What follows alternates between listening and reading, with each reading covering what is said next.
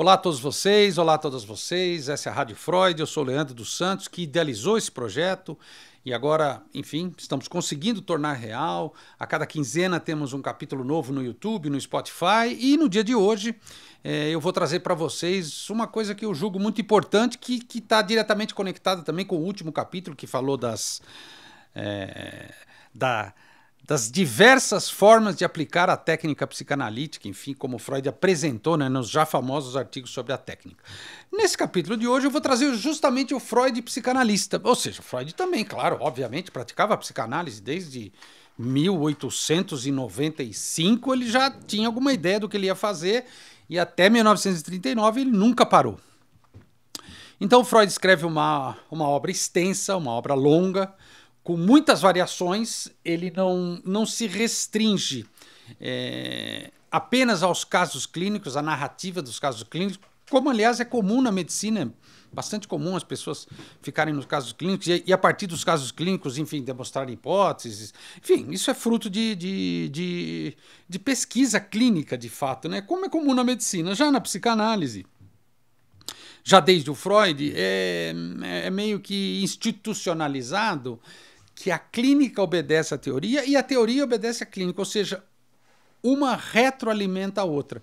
Então Freud escrevia muito de conceitos, muito de noções, muito das suas hipóteses, daquilo que a gente chama de metapsicologia, que é um exercício de especulação com os conceitos, de brincar com os conceitos, põe aqui, põe ali, mistura, enfim, é uma coisa que os psicanalistas sempre estão fazendo. E no caso do Freud, ele narrou alguns pedaços, alguns trechos de outros casos, ou de pacientes, a jovem homossexual, o sonho de Irma, por exemplo, que é quase um caso clínico, os 5 casos de histeria, que Freud ainda estava inventando a psicanálise lá, junto com o Breuer, enfim. Então Freud sempre, de alguma maneira, remeteu aos casos clínicos que passavam pelo seu consultório, pela famosa Bergast Street.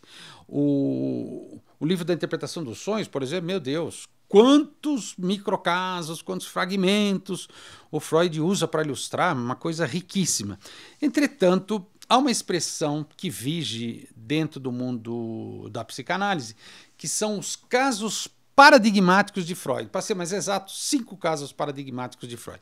E por que paradigmáticos? Porque eles 5, a partir desses 5 casos, é possível pensar várias estruturas clínicas, né? O que a gente chama de estrutura clínica, que é o que nos orienta na direção do tratamento. Então Freud trouxe 5 pacientes que hoje em dia, inclusive, fazem parte da história da psicanálise. Eles têm o nome real de cada um deles, é só jogar no Google, a gente acha, alguns têm fotos, é muito interessante, mas Freud deu um nome a cada um deles e eu gostaria de falar um pouquinho hoje de cada caso. É impossível esgotar, porque são textos longos, enfim. Freud ia teorizando, ia amarrando com conceitos da própria psicanálise, da mitologia, eventualmente até coisas do senso comum, né? Coisas da época de Freud, sobre o casamento, sobre a felicidade, enfim. Freud ia articulando de maneira muito habilidosa. Freud era um grande escritor, tinha uma habilidade estilística impressionante. Ele inclusive ganha o prêmio Goethe de literatura. Goethe foi um ídolo dele, né? Freud é agraciado. Freud nunca ganhou o Nobel, mas foi indicado várias vezes. Mas o prêmio Goethe é um prêmio de reconhecimento de literatura. É curioso, né? Porque Freud, claro, amava a literatura e escrevia muito bem. Freud era de fato um homem das letras também.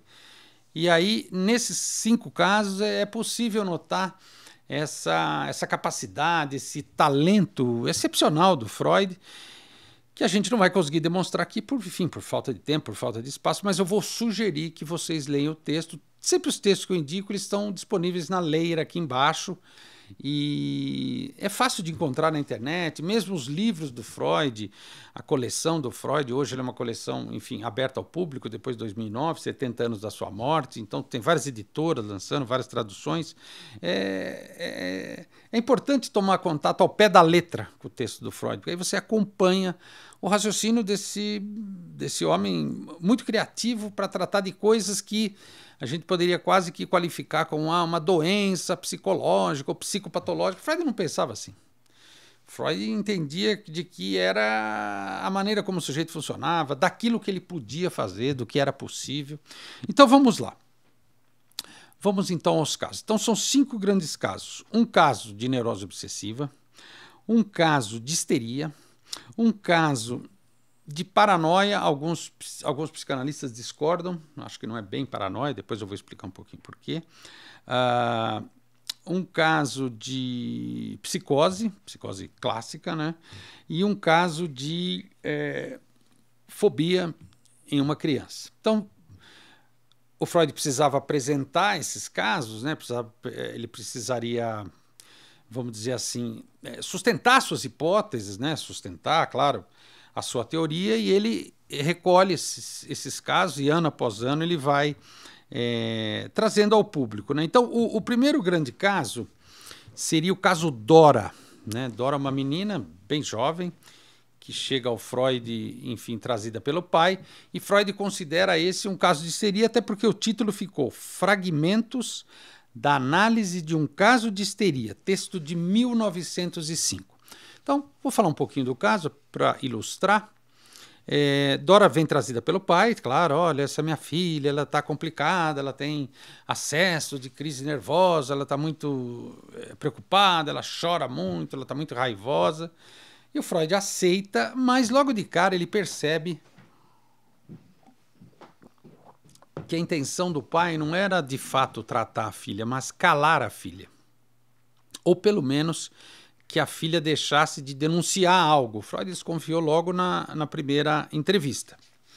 Muito bem, quando Freud começa a interagir com Dora, como qualquer psicanalista faz, por que você está aqui, por que seu pai te trouxe, o que está acontecendo, aquelas coisas que a gente faz, aquela sucessão de perguntas.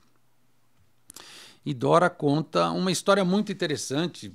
Hoje fica claro que isso é muito da histeria, né? Muito representativo da histeria, né? Ela conta de um caso interessante, que o pai tinha uma amante, que ela chamava de Senhora K, que era casada com o Sr. K, e o pai, obviamente, da Dora, casado com a mãe de Dora. Então, a hipótese central de Dora é que o pai gostaria de que ela fosse uma espécie de aliada nesse affair, que ela não atrapalhasse, obviamente, não contasse para a mãe, aquelas coisas, e ele, de alguma maneira, iria beneficiá-la com isso. E aí Dora fica indignada porque Dora tem uma suspeita de que o pai, no fundo, só queria pegar a Senhora K e, como recompensa, entregá-la, oferecê-la para o Sr. K. E Dora, inclusive, acaba se encontrando com o Sr. K, mediada pelo pai. Tem uma cena interessante, quem lê depois vai achar muito parecido com uma novela, mas as novelas saem disso, né? De que ela é beijada pelo Sr. K, ele tenta, né, beijá-la, e ela sai indignada, meu Deus do céu, e aí, claro, ela fica enlouquecida, porque ela fala, então eu sou apenas uma moeda de troca.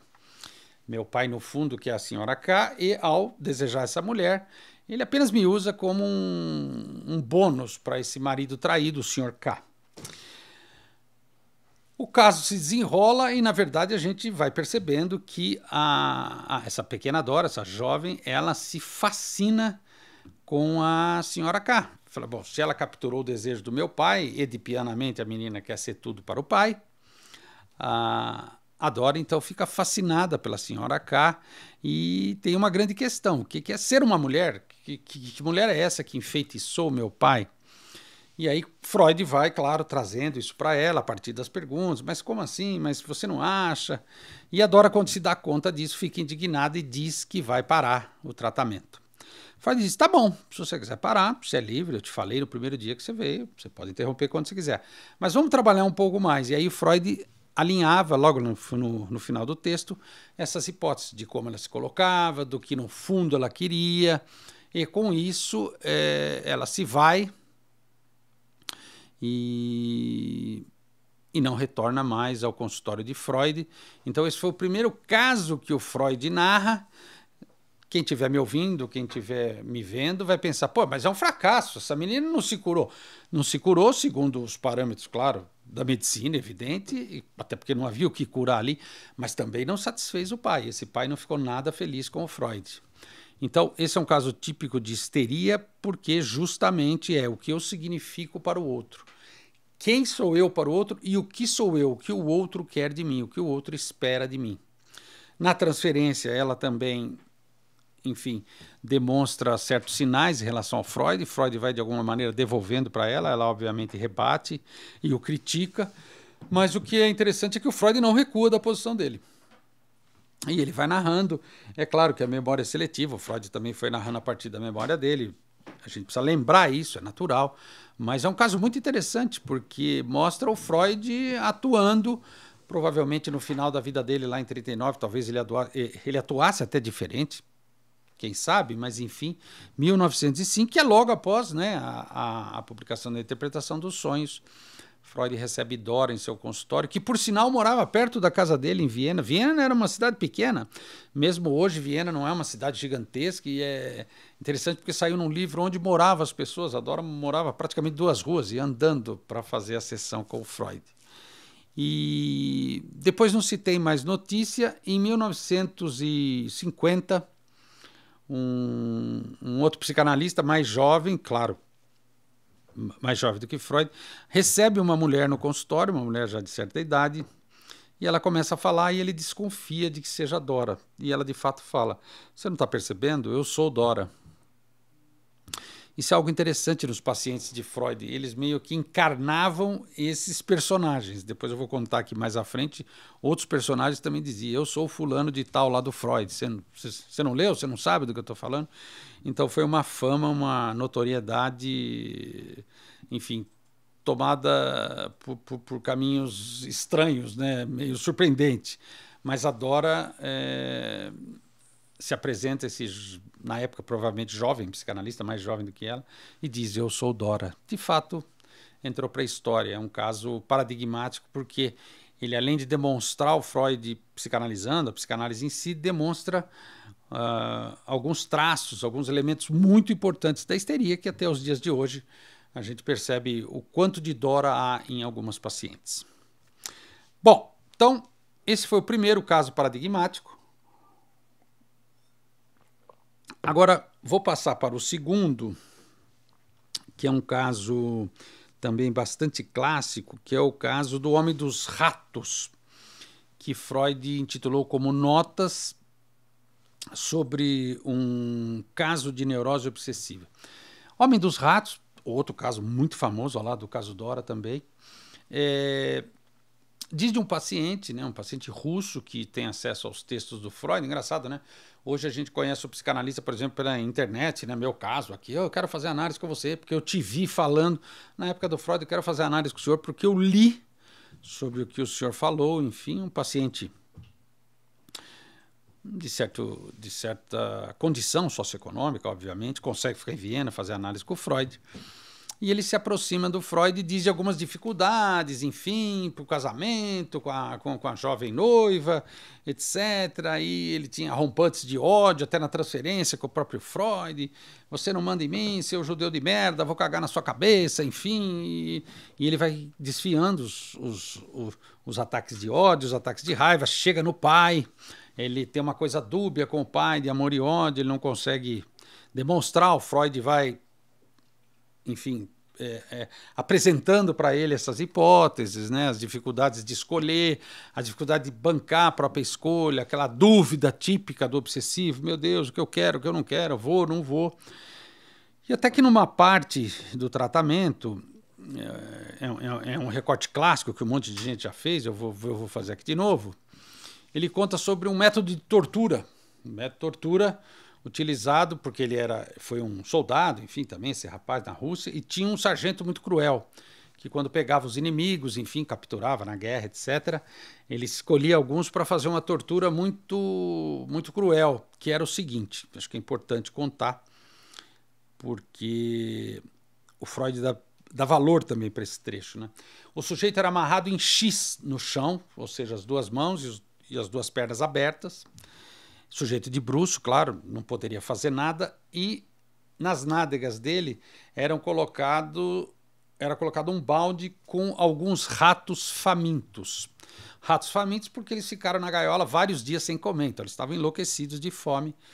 Esse balde, vamos dizer assim, encaixava, claro, nas nádegas do pobre, do sujeito preso no chão, e os ratos só poderiam entrar aí o Freud fala, pelo ânus. Aí ele fala, meu Deus, Freud, que tortura terrível. Aí ele dá uma risadinha e o Freud pergunta, né? Ele falou, pensou se o meu pai passasse por isso? Então, esse é algo típico da neurose obsessiva, né? A dificuldade de lidar com a agressividade, e quando solta essa agressividade, quando ela rompe essa barreira da repressão, ela se apresenta de forma espetacular, podendo inclusive prejudicar as relações. É uma coisa complicada, né? Então, o sujeito, na verdade, desejava inconscientemente isso para o seu pai. Uma grande vingança, porque ele acreditava que o pai, enfim, de alguma maneira o atrapalhasse na vida, no casamento, no amor. E aí Freud vai trabalhando esse caso, enfim, e não é um caso que tem de novo, não é um caso que tem um desfecho, assim, admirável, oh meu Deus, o homem dos ratos se curou. Não, na verdade, Freud diz que ele volta para Moscou e que não foi muito bem, ou seja, precisaria ter trabalhado muito mais, né? Então, mais um caso de Freud que não pode ser considerado um sucesso profissional, clínico, um caso muito complicado, né? É curioso, assim como o caso Dora, que os obsessivos hoje não mudaram tanto. Freud, nesse mesmo texto, ele tem um pós-fácio. Um texto que ele escreve depois do caso do Homem dos Ratos, e ele vai dizer sobre a neurose obsessiva. E aí ele diz a necessidade de contar, a necessidade de acumular, a necessidade de reter afeto, a necessidade da simetria, a necessidade de preciso fazer um ritual, senão alguém que eu gosto muito vai morrer, vai sofrer, enfim. É muito comum, nos casos de neurose obsessiva, essa maneira de lidar com a agressividade, claro, e com o afeto. Então, o Homem dos Ratos foi considerado um caso paradigmático porque justamente ele, claro, demonstrava isso, né? Demonstrava isso até nas suas próprias narrativas e na transferência com o Freud. Isso é muito importante dizer. Freud, em todos os casos, com exceção do caso Schreber, claro, ele sempre dizia, bom, na relação comigo, bom, na relação com o analista, como é que funciona a coisa, como é que se dá em termos transferenciais. Então, o caso de neurose obsessiva aqui, apresentado pelo Homem dos Ratos, né, representado, na verdade, pelo Homem dos Ratos, é um texto muito interessante, texto de 1909, eu indico a leitura, porque eu sei que as pessoas têm curiosidade, mas o que é histeria? O que é neurose obsessiva? Nos cursos de psicologia é muito comum o aluno achar que ele é tudo. Eu sou um neurótico obsessivo histérico num surto psicótico. A gente sabe que isso é impossível, mas a gente fica meio fascinado. Então é interessante beber na fonte, por que não? Então o texto do Freud é uma boa fonte para a gente entender um pouco mais sobre o que é a neurose obsessiva e como ela está presente no dia a dia, no cotidiano das pessoas. É mais comum do que a gente imagina, claro, em determinados graus, e isso pode, às vezes, até inviabilizar a vida do sujeito. Bom, então, já falei de 2 casos paradigmáticos, de histeria, de neurose obsessiva, e agora eu vou falar um pouco sobre mais um caso agora, que seria próximo desse aqui também, do mesmo ano, inclusive está no mesmo livro, que é sobre a fobia, só para a gente fechar a neurose. Neurose obsessiva, histeria, fobia. Seria, vamos dizer assim, as 3 subdivisões da neurose. E aí Freud traz um caso que ele não atendeu propriamente dito, ele não esteve com a criança, que é o caso do pequeno Hans. Um caso, obviamente, também clássico, né? Pequeno, porque evidentemente era uma criança. Então Freud chama o texto de Análise de uma fobia em um menino de 5 anos, texto de 1909. Esse menino, pequeno Hans, na verdade, ele é filho de um sujeito chamado Max Graf, que foi amigo do Freud, professor de música, um sujeito muito reconhecido na cena de Viena. Ele era amigo do Freud, estudava psicanálise junto. Ele fala, puxa, Freud, eu queria trazer o meu menino aqui. O Freud fala, bom, vamos pensar juntos o caso. E aí ele sugere ao pai certas intervenções com o menino. Então o Freud nunca atendeu o pequeno Hans. É curioso porque esse pequeno Hans, obviamente, cresce, vira um homem, E num congresso em 1950, a Ana Freud, um monte de psicanalista reunido, o Freud já tinha morrido, a Ana Freud traz um senhor junto com ela, de braço dado, e ele senta na mesa e ela fala, gente, eu queria trazer alguém muito importante para vocês aqui da história da psicanálise. E esse senhor abre a boca e diz, eu sou o pequeno Hans. Né? Ali provavelmente ele tinha, sei lá, 60, 70 anos. Mas o Freud nunca esteve com ele, com exceção dele adulto, depois já com 20 anos. Ele vem no consultório do Freud e fala, doutor Freud, eu sei que eu vim aqui, mas eu não lembro do senhor, mas eu tenho muito carinho por esse lugar, não sei, é bom. E aí o Freud fala, puxa, esse jovem então comprovou que a psicanálise é viável com crianças porque não prejudicou o desenvolvimento dele, não incutiu nenhuma ideia estranha, não piorou esse ser humano, né? Que era muito comum dizer isso. Meu Deus, a psicanálise deforma a cabeça das pessoas. Freud disse, isso não aconteceu. E um bom sinal, ele nem lembra mais do que aconteceu aqui, então para ele foi muito importante. Bom, então, falando um pouquinho do caso, então era um menininho, pequenininho, 5 anos, né, claro, que estava às voltas, evidentemente, como eu já falei em capítulos anteriores, com a questão do Ed, pô, meu pai, minha mãe, aquela coisa, e ele tinha uma fobia de cavalos. Na verdade, ele conta de um acidente na rua, ele ficou muito assustado, era a época das carruagens ainda. Os carros estavam começando, o Freud inclusive cita os automóveis, na época provavelmente Ford, imagino, que já começava a competir com as charretes e carruagens da época. Freud dizia que os carros eram muito velozes, eram muito... Ele queria dizer algo como a gente diz hoje. Meu Deus, mas que bando de loucos correndo com os carros. Eu imagino que os carros antigamente andassem a 30, 40 por hora, talvez, no máximo. E para o Freud isso já era um absurdo, porque eles estavam acostumados com as charretes, os cavalos, enfim, as carroças, né? Carroça de carga, carroça de gente. E ele viu um acidente com os cavalos, com uma criança, se eu não me engano, e ele fica assustado. Oh, meu Deus, o cavalo! E essa mãe tenta ajudá-lo, e esse menino começa a trazer as teorias sexuais infantis, coisa que a gente já falou lá atrás. Por que mamãe não tem pipi? O pipi dela caiu, foi pelo ralo, quem arrancou o pipi dela, enfim, e a mamãe também colaborava, né? Você tem pipi, a mamãe não tem, enfim...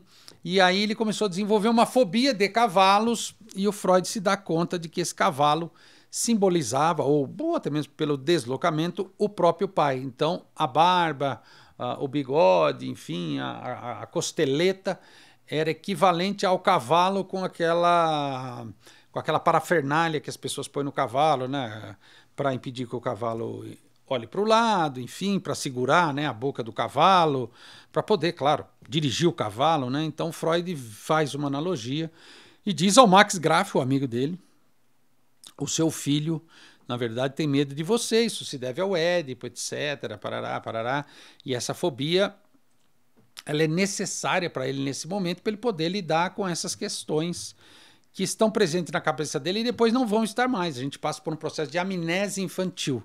Então, Freud nunca foi um terapeuta de crianças propriamente dito. Aliás, ele atendeu crianças quando era médico, lá atrás, quando ele se forma, tem até relatos, mas ele atendia como médico. Como psicanalista, de fato, Freud não chegou a atender. A Ana Freud, sim, vixe, se especializou nisso. Depois veio a Melanie Klein, um monte de gente boa. Mas o Freud propriamente dito não, apesar de ele ter muito texto sobre crianças. Num dos capítulos aqui eu vou dar uma compilada só para apresentar para vocês quanta coisa Freud escrevia sobre criança, educação, enfim. E aí ele sugere então ao Max Graf que faça isso, faça aquilo, fale disso, fale daquilo, pare de fazer isso, não faça mais isso, vá por esse caminho. Então a gente considera como uma análise indireta do pequeno Hans. O que acontece? Segundo o Max Graf, o pequeno Hans vai, de fato... se transformando, né? A fobia vai diminuindo de intensidade, ele consegue sair na rua. Então foi um caso que Freud ficou em dúvida, né? Sucesso ou fracasso? Mas Freud tinha dúvida. Isso só se confirma quando o Max Graf vem mais velho, 20 anos de idade, sei lá, 15 anos depois, e conta para o Freud, puxa vida, eu tenho carinho pelo senhor aqui, parece que tinha um homem que sabia de tudo, né? Isso nada mais é do que a transferência. O pequeno Hans tinha alguns desenhos que ele fazia para o pai, desenhos esses facilmente encontráveis na internet, só jogar Freud, caso pequeno Hans, imagens, vixe. E aí, de fato, pelos desenhos, que é como a gente atende criança. A gente não atende criança falando, a gente usa brinquedos, usa desenhos, as crianças vão desenhando e elas trazem o inconsciente ali em arte, em forma pictórica, impressionante. Como já no desenho do Pequeno Hans tinha o cavalo, o pipi, etc. Não tinha o papai, obviamente, mas tinha, né, elementos que poderiam aludir facilmente a uma questão edipiana, que é o que toda criança de 5 anos, de 4 anos, de 6 anos lida, claro, naturalmente. Então, esse menininho estava tentando se resolver, se colocar no mundo, enfim, achar um caminho para ele no mundo. E o Sigmund Freud, amigo do pai, passa pela vida dele. E aí Freud escreve sobre esse texto, é um texto muito importante, porque a fobia, se a gente pensar bem, em termos de consultório, a neurose obsessiva e a histeria aparecem muito mais, com muito mais frequência. Agora, a fobia já é mais comum em crianças pequenas, aliás, é até esperado que em certa idade pequenas fobias aconteçam, faz parte, mas quando a criança sofre muito, quando ela fica muito tempo fóbica, a gente precisa tratar. Vou dar um exemplo, eu posso ter fobia dessa caneta, ai meu Deus do céu, essa caneta, ela vai me pegar, eu vou me prejudicar, por favor, tire essa caneta de longe de mim, a pessoa começa a suar frio, etc. A pessoa fica mal mesmo, não é placebo não, a pessoa de fato tem uma relação fóbica com a caneta. Ok. O que o Freud descobre, enfim, outros autores, aliás, não só dentro da psicanálise, a gente não tem fobia de tubarão, a gente não tem fobia de leão, a gente não tem fobia de crocodilo, porque esses bichos podem matar a gente, podem nos engolir. A gente tem fobia de pequenas coisas inofensivas. Eu tenho fobia de um pequeno inseto, tenho fobia de uma aranha de tapete, que eu brinquei, até fobia da caneta. Obviamente, a verdade não está aí. Ou seja, eu projeto a minha agressividade contida, reprimida, dentro do objeto e presumo que esse objeto, em termos psicanalíticos, esteja retornando essa agressividade contra mim. Então, a fobia nada mais é do que uma operação psíquica que tem a ver com essa estrutura clínica. Essa operação psíquica de voltar causa no sujeito, de fato, muito temor, muita angústia. O sujeito se sente mal mesmo. Então, a ideia de um tratamento é que ele possa desinvestir desse objeto e, enfim, tratar o que aconteceu. Para isso, o Freud precisava ilustrar, e ele ilustra com o caso aqui do nosso querido Pequeno Hans, fobia de cavalo. Na verdade, o cavalo estava no lugar do pai e o impedia, enfim, de ter aquela mãe que... o Pequeno Hans era apaixonado por ela. O texto é muito mais complexo que isso aqui, eu dei só uma pincelada, mas quem tiver interesse, leia esse texto, porque é acessível, qualquer um pode ler, e dá para ir pegando aos poucos a ideia do que seria a fobia e, principalmente, como que isso pode ser tratado. Freud tratou por via indireta, mas depois do Freud, a Anna Freud, a Melanie Klein, enfim, trouxeram zilhões de exemplos. Ferenczi, que era um sujeito próximo a Freud. Então tem muita coisa para pesquisar. Eu acho que quem trabalha com crianças tem que sempre estar pesquisando nesses casos clássicos, porque eles são de fato paradigmáticos, eles representam um paradigma, uma nova forma de olhar uma coisa. Bom, então vamos lá, vamos avançar agora. Agora a gente poderia passar para um caso que o Freud também não atendeu diretamente. Ele só leu um livro de um sujeito chamado Schreber.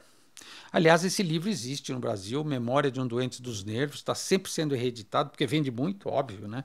Ele sempre se esgota. O Schreber foi um jovem alemão, filho de um pai muito rígido, extremamente rígido, e o Freud usa o Schreber para demonstrar a questão da paranoia, enfim, né? A questão da psicose, né? A paranoia está dentro da psicose, na época eles chamavam de demência precoce, mas enfim, é óbvio que é um caso de psicose, que é o que nos interessa aqui. Freud traz esse caso como paradigmático por uma razão muito simples, é um caso, belíssimo, muito ilustrativo, mas também não podemos nos esquecer de uma coisa, Freud não tinha paciência com os psicóticos.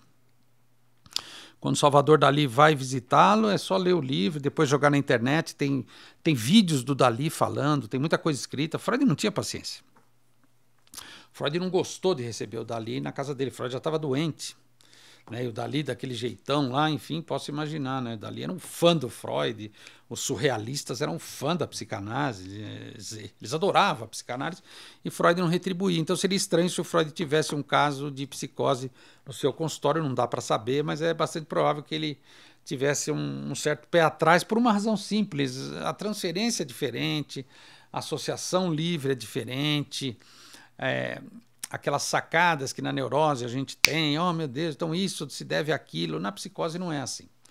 Na psicose, a maneira que o psicótico lida com a palavra, com as coisas, tem o delírio, às vezes tem a alucinação, tem fenômenos elementares de ver coisas ou ouvir vozes, isso atrapalha o consultório, porque não é o modelo prototípico da neurose. Então, nesse sentido, claro, atrapalha porque o psicanalista fica perdido. Outros psicanalistas que vieram depois discordam do Freud. Lacan, Melanie Klein, Winnicott, eles sempre disseram: não, é possível trabalhar com a psicose, claro, repensando o jeito de funcionar dentro do tratamento. Então, o Lacan tem uma expressão que eu gosto muito, né? O tratamento possível da psicose. Eu gosto disso. Possível. Por que possível? Porque a gente faz o que dá. Não é, a gente não pensa, por exemplo, no final de análise, como a gente pensa na neurose, é mais difícil.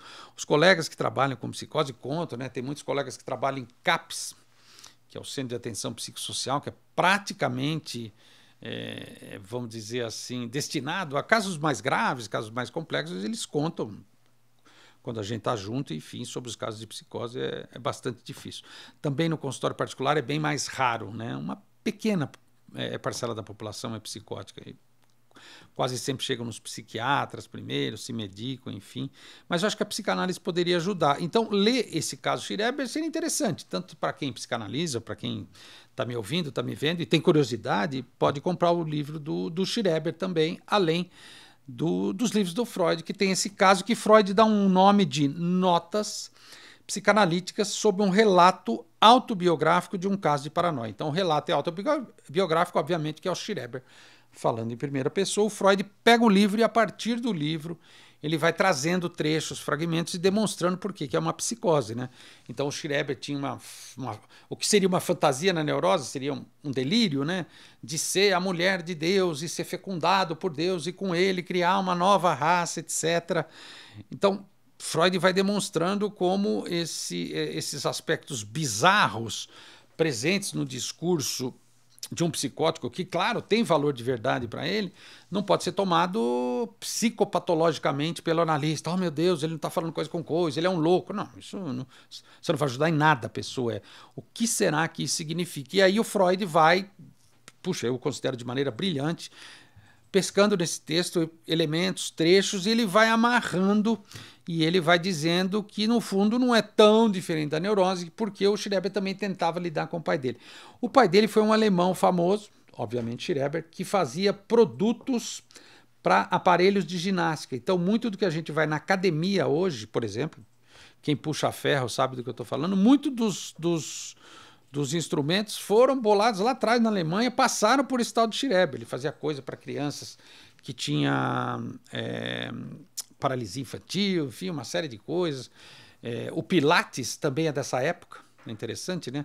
Quem pratica Pilates não sabe que um sujeito chamado Pilates inventou isso na Alemanha para doentes ou para pessoas se recuperando da guerra na cama. Vamos fazer ginástica na cama com mola. Então é uma coisa, a Alemanha era uma explosão de criatividade nessa época, antes do nazismo. Mas, enfim, depois todo mundo sabe o que aconteceu. Então, esse rapaz, ele é um juiz, provavelmente ele passou num concurso, que no Brasil seria o equivalente a passar num concurso. Ele, ao passar no concurso, ao ter que tomar posse, ele de fato entra em surto, porque o real está exigindo muito dele nesse momento, né? A realidade se impõe e ele fica muito desestruturado, enfim, aí ele começa com esses delírios, etc. Foi hospitalizado, é o que se chamaria de surto. E ele escreve esse livro de memórias autobiográficas, né? Então, ele fala dele, ele, enfim, conta um pouco do pai, mas o livro é centrado fundamentalmente nos delírios e nessa nova ideia dele ser a mulher de Deus, criar uma nova raça, meio que para, entre aspas, claro, consertar os erros da humanidade, da civilização humana. Então, de novo, é um livro, puxa, interessantíssimo, um livro muito bem escrito, eu considero, né? Ainda é disponível hoje, quase 100, aliás, 100 anos, né? Depois, continua atual. Depois desse momento, a loucura foi criticada, foi estigmatizada, foi se tornando cada vez mais alvo de uma visão de mundo calcada numa psicopatologia que eliminava, que considerava que existia uma normalidade. Então, para nós, a psicanálise, a psicose não é uma coisa de anormalidade. Não, um jeito do sujeito funcionar no mundo. Ah, mas ele é louco, ele é agressivo, ele pode nos matar. Não existe nenhuma estatística que comprove isso. Se fosse assim, só os loucos matariam pessoas. A gente sabe muito bem que não é isso. Todo mundo sabe muito bem que não é isso. Então, na verdade, com o recrudescimento, especialmente no pós-guerra, essa tentativa de reconstruir o mundo, com o recrudescimento das políticas mais tradicionais, mais conservadoras, isso é explicado, né, nos livros, toda aquela visão dos anormais, daquilo que é diferente, da alienação, isso passa a ser cuidado pela medicina e também pelo direito. Então, na verdade, essas instituições asilares, essas instituições que teriam em tese, né, o dever de cuidar dessas pessoas, elas passam a ser verdadeiras prisões, e temos histórias horrorosas sobre isso. Existem filmes que tratam disso, né? O filme do Jack Nicholson, Estranho no Ninho, é extremamente ilustrativo de como, a partir já desse momento, tudo aquilo que divergisse da norma, a histeria também foi um belo exemplo, as histéricas enfurnadas nesses lugares, como isso tudo era legitimado cientificamente por essa medicina que funcionava mais como polícia do comportamento, aliado ao direito também, que é a psiquiatria forense. Claro, nos dois campos tem muita gente séria, honesta, que pensa diferente, que luta contra isso, mas a gente sabe quem venceu e, claro, o Schreber seria um belo exemplo de alguém que permaneceria dopado, enfiado num asilo, numa instituição psiquiátrica, enfim. E o Freud tenta dar dignidade e tenta mostrar que esse rapaz estava tentando, dentro do possível, lutando com seus fantasmas, lutando com a sua paranoia, tentando achar um lugar para ele no mundo, reescrever a sua história de vida. É uma ficção, só que para ele tem o estatuto de verdade. No caso do neurótico é a mesma coisa, só que o neurótico sabe que não é verdade. Então, no caso da psicose aqui do Schreber, eu julgo importante destacar, assim, eu julgo crucial, aliás, destacar uma questão ética do Freud. Em nenhum momento ele se refere ao Schreber como alguém doente, como alguém inferior, como alguém perigoso. Não, isso é ridículo. Ele só demonstra para o leitor aqui, para o leitor da psicanálise, que, puxa vida, né, é uma outra estrutura clínica que precisa ser tratada de uma outra forma, e ainda não temos condições, né, o Freud fala, de afirmar com muita precisão como que a psicanálise pode ajudar e, principalmente, qual é o desenrolar, qual é o desenvolvimento de um tratamento de um sujeito como Schreber. É um livro muito interessante, o livro do Schreber, muito captura mesmo o leitor, e quem puder ler, antes de ler o texto do Freud, seria interessante cotejar os dois, comparar os dois, para a gente também sair dessa posição fascinada pela loucura, né? Uma coisa meio mórbida, meio fetichista. Eu acho que é importante, acho que isso se trata de uma questão ética. Bom, e agora, por fim, eu vou trazer o Homem dos Lobos, que foi um personagem interessantíssimo na história da psicanálise. Ele ficava no consultório de Freud, na sala de espera, ele tinha um cartãozinho: oi, eu sou o Homem dos Lobos, tá aqui meu cartãozinho. Sujeito, de fato, bastante pitoresco, né? Muito bem. Freud chama de uma história de uma neurose infantil, 1918, né? Sujeito que chega mal da guerra, etc. E o Freud tinha dúvida: neurose, psicose, paranoia, melancolia. Aí tem diversos psicanalistas, tem debates, o Lacan fala muito disso. Eu acho que o que importa é pensar clinicamente como é que o Freud agia num caso desse, que não é tão simples. né? Homem dos Lobos porque ele tinha uma cena paradigmática que ele olhava para fora numa árvore e via vários lobos observando para ele, aliás, observando-o, não para ele, observando-o com um olhar muito agressivo, nós vamos te pegar.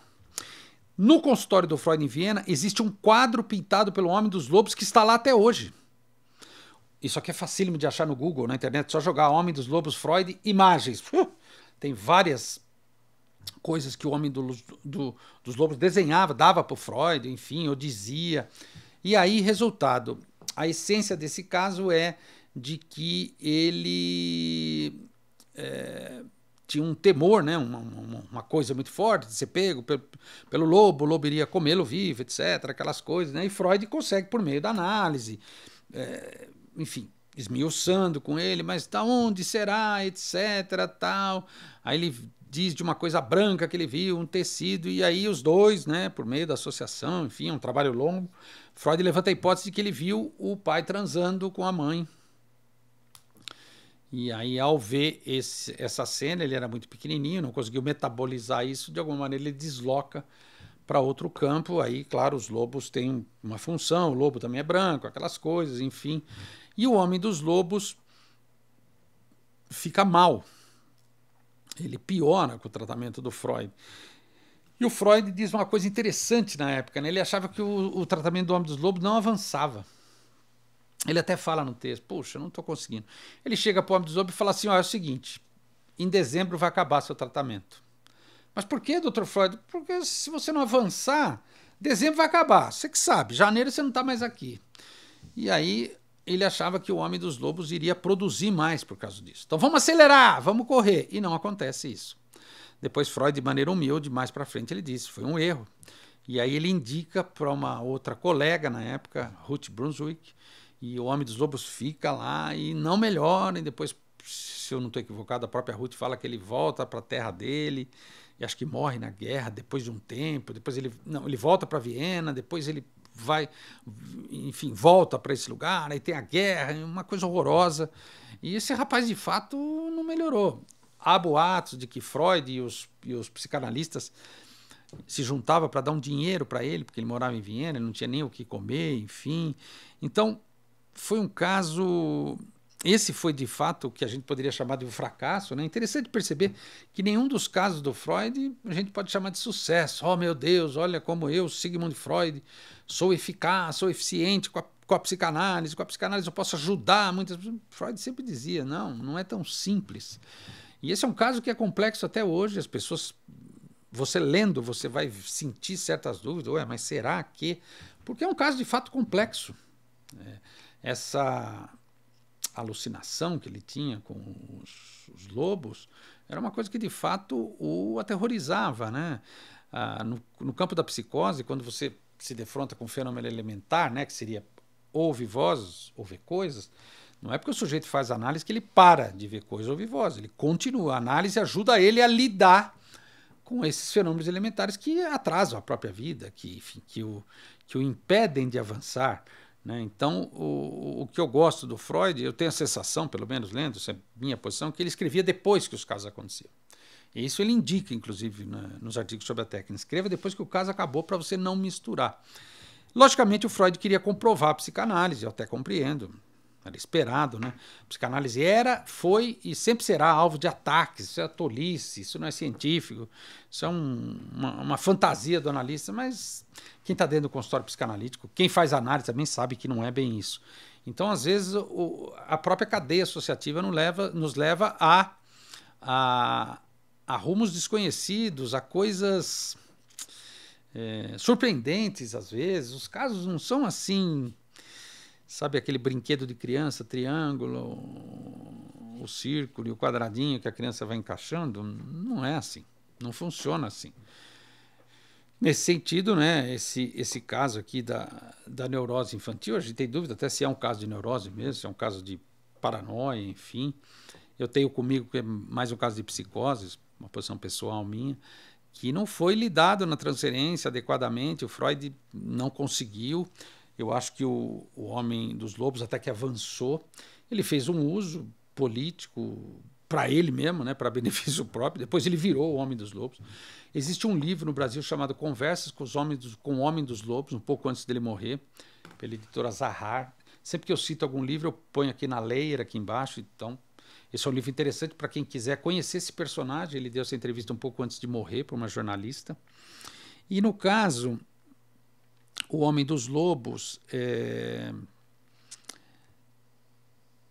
não consegue, vamos dizer assim, retomar a vida dele um pouco antes disso, né? Que ele ainda conseguia se relacionar, conseguia de alguma maneira trabalhar. Depois da análise, ele de fato se desestruturou.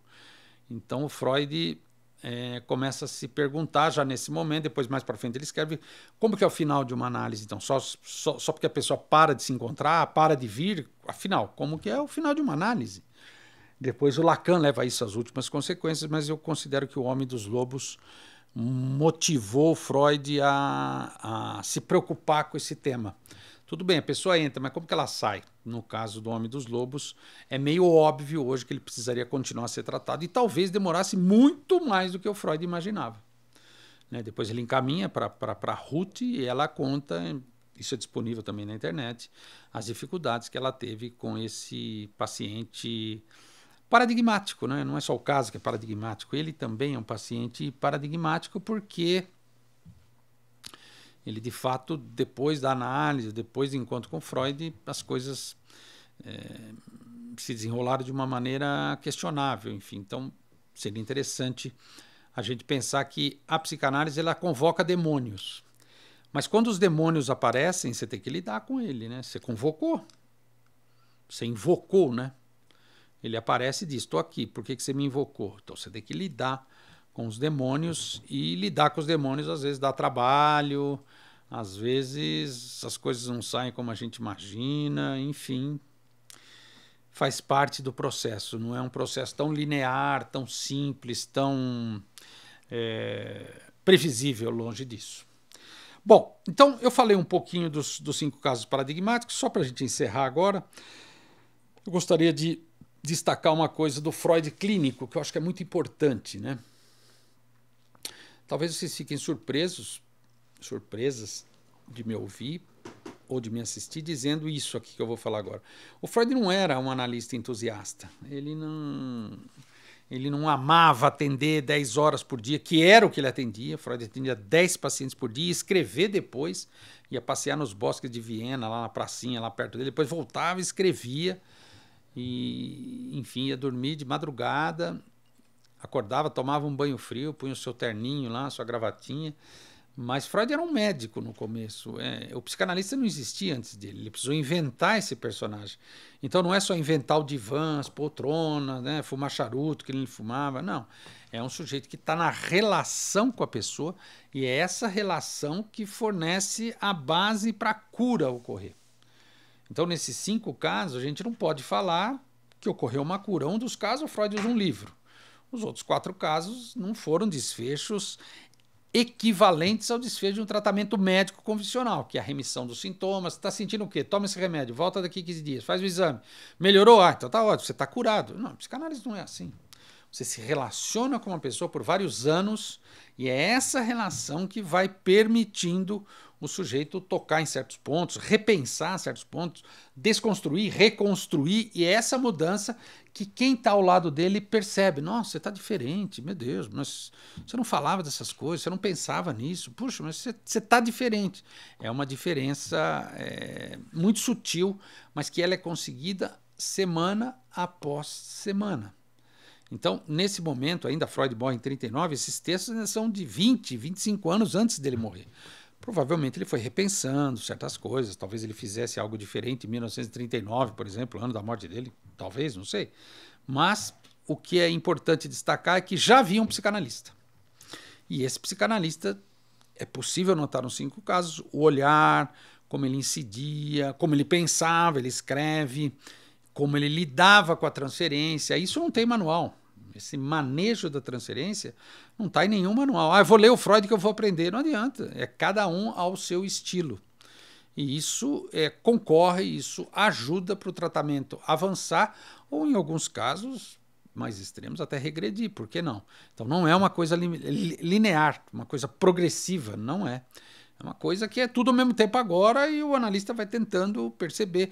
E claro, o paciente, aquele que se analisa também não é bobo, sabe que a coisa está funcionando. Puxa vida, isso aqui está me ajudando. Puxa vida, eu nunca tinha pensado nisso, nunca tinha imaginado isso. A ideia é essa, que a psicanálise seja um exercício semanal de você se defrontar com o novo. Porque o novo jeito de olhar as coisas, o novo modo de perceber as coisas, novas hipóteses, novos ângulos, isso tudo demanda da gente abertura de cabeça, de espírito, porque nós temos dentro de nós uma coisa chamada resistência.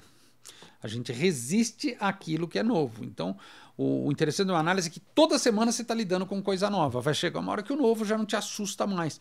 Você fica um pouco mais aberto para o novo, e aí você, afortunadamente, quiçá, você começa a fazer coisas novas na vida, tentar coisas novas, tentar novas possibilidades, fazer diferente, ir por caminhos novos, repensar, fazer novas escolhas, parar de repetir, né? No fundo, a gente fica repetindo compulsivamente as coisas na vida. A ideia de um tratamento psicanalítico é o contrário disso, é parar de repetir. É colocar algo novo em cena, algo novo no jogo. Isso é muito importante. Porque no caso desses pacientes, a gente não percebe isso. Claro que é uma narrativa do Freud, tem seus limites, mas a gente não percebe isso. E Freud, honestamente, publicou. Ele poderia esconder isso todo mundo, ninguém vai saber, não vou falar nada, mas ele disse, olha aqui como é que não é, olha como é difícil. Então, quando eu recebo o paciente, eu sempre falo, bem-vindo a uma aventura. Eu não sei o que vai dar. E a aventura é eu e você. Sei lá que caminho que nós vamos, sei lá o que nós vamos nos defrontar. Tem uma floresta ali, sei lá eu que tem dentro dessa floresta. Eu e você vamos abrir picadas nessa floresta, nesse mato, trilhas, e vamos avançar. O que importa é avançar. Porque aí a gente está descobrindo novas coisas, a gente está lidando com essas novas coisas. Isso é a graça da vida, né? A possibilidade de invenção, de criatividade, a possibilidade de se defrontar com o novo e, a partir disso, por que não? Inventar uma coisa nova, avançar a partir desse novo. Puxa, isso é uma sensação de potência maravilhosa, né? Então, a ideia de ler esses textos não é ler esses textos e dizer, oh, meu Deus, então é tudo sempre assim, que difícil. Tá, é difícil, mas não necessariamente é impossível, né? Tem coisas na vida que, claro, são impossíveis, porque a gente precisa entender, precisa sacar isso. Mas a maioria das coisas são possíveis, e isso que o Freud inventa é uma coisa possível para tratar uma coisa complexa, que é a neurose, e aqui no caso também a psicose. Freud nunca escreveu sobre a perversão, nenhum caso propriamente dito, apesar de ter alguns textos que passam pela perversão, mas não trouxe nenhum caso clínico de fato que tratasse da perversão, que seria a grande terceira estrutura clínica que os psicanalistas estão às voltas, neurose, psicose e perversão. Até porque Freud depois, eu vou até citar também mais para frente em outros capítulos, ele tem dois textos muito interessantes, neurose e psicose, dá para perceber que ele não põe a perversão, e depois a perda da realidade na neurose e na psicose, como é que o neurótico e o psicótico se afasta da realidade, cada um de seu jeito. É uma coisa curiosa, né? Porque ele poderia ter incluído a perversão, né? nesses dois textos, mas não. Ele, de fato, privilegia a neurose, em menor escala a psicose, por dificuldade dele, por limitação dele. Eu tenho comigo que, para você atender a loucura, você precisa aceitar a loucura que há dentro de você. Ou seja, você precisa estar aberto para isso, né? Porque, na verdade, aquele que a gente chama de louco, na verdade, ele é muito mais livre. Ele fala umas coisas que mexem com a gente, porque ele é mais livre. Ele não está tão preso no jogo social como o neurótico, que quer agradar todo mundo, que quer produzir e consumir, porque produzindo e consumindo mais, ele vai ter acesso a um falo maravilhoso. O psicótico não liga para isso mesmo. O que importa é o delírio dele, é aquilo que ele acredita, é a verdade, né? Para o psicótico, é a verdade dele. Ele é muito mais, nesse sentido, muito mais autêntico do que o neurótico. Então a gente precisa tomar cuidado para quando a gente recebe casos de psicose, ou a gente lida, ou a gente assiste nos filmes também. Claro que às vezes é uma ficção mesmo, às vezes é uma caricatura, mas mesmo assim, a gente precisa ter um olhar mais humilde, né, frente ao que é uma exceção na sociedade, aquilo que é diferente da grande regra, da normalidade que é criticável. Normalidade vem de norma. Será que você está tão dentro da norma, te faz feliz ou superior, né? A gente usa o termo normótico, mistura de normalidade com neurótico, né? O normótico, ele é um sujeito... Putz, é triste, hein? Uma vez o Lacan trazia um paciente lá nas apresentações de doentes e ele ia fazendo perguntas e os jovens psiquiatras ao redor dele. E o Lacan faz um monte de perguntas e depois que o interno volta para o quarto, ele pergunta para os jovens médicos: o que vocês acharam? O que vocês pensam? Que hipótese vocês têm? Aí todo mundo foi falando e ele fala no final: o senhor, doutor Lacan, eu estou preocupado com esse caso. Puxa, mas por quê? Estou muito preocupado, eu acho que não tem cura o caso desse rapaz. Mas por que, doutor Lacan? Ele é normal demais. Então, uma vida normal demais pode ser a coisa mais chata do mundo, né? Então, vamos pensar bem antes de criticar aquele que é diferente da gente, que a gente acha que é menos que a gente, que é pior que a gente, que é agressivo, que é perigoso. Cuidado. Cuidado, porque você pode estar falando muito mais de você do que dele. Essa é a Rádio Freud, eu sou Leandro dos Santos.